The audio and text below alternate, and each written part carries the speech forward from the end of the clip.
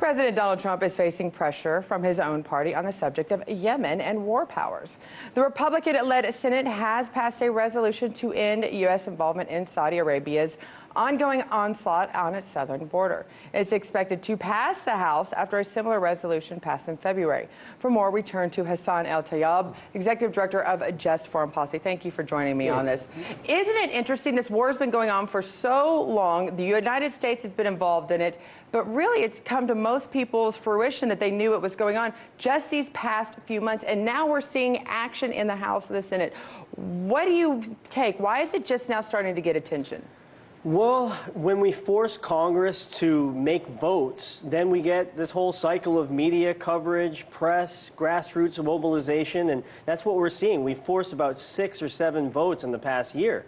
And you're right, it's finally starting to... people realize we're in a war in Yemen. Exactly.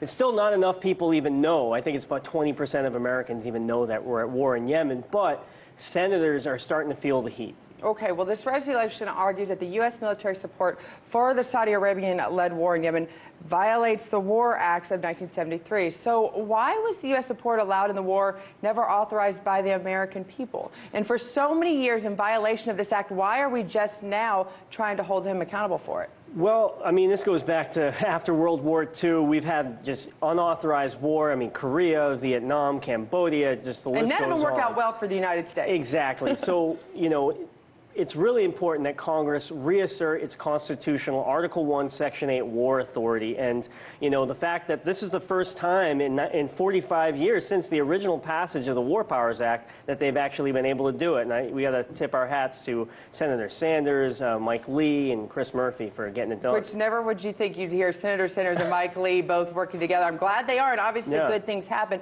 What is the White House expected reaction to this? You know, it's hard to know what Trump is going to do. Check his Twitter feed. That might give you a clue. Exactly. So I don't want to say he's definitely going to veto. There have been indications that he might. But we're going full steam ahead. We're going to pass this in the House and, you know, kind of move on to see what he does. But regardless, if he vetoes or not, Congress still has other tools in its tool chest to work on this. And it's important to know that these actions by Congress are actually helping the dialogue and the peace process happening that's being led by the UN, Martin Griffiths, the special envoy to Yemen. They're able to secure a ceasefire right after the first passage. So there's always action regardless of whatever we do, there's always going to be some sort of positive action. Yeah, a ceasefire in the province of Hodeidah. It's fragile, but the fact that we're getting forward momentum on that is really important. How much influence does Saudi Arabia have over, do you feel like, our government, our Congress, our White House right now in this regards? Way too much. If you look at every single senator that spoke out against this war powers resolution, they all receive, you know, money from foreign agents registered, you know, that are doing lobbying on behalf of the Saudi government. These are U.S. citizens. Do we know number figures? Do you know how much money the Saudis have invested? You know, thousands per senator. It's pretty ridiculous, but my colleague Ben Freeman, he's been doing a lot of great reporting on this, and really just it's, you know, it's a shame that they're being bribed like that. Well, it looks like we're actually starting to finally get some momentum and all about shining the spotlight on the situation. Yeah. Thank you for joining us and keeping us up to date on it. Thanks. Thank you. Hey YouTube, thanks for checking out our channel. We hope you enjoyed the video.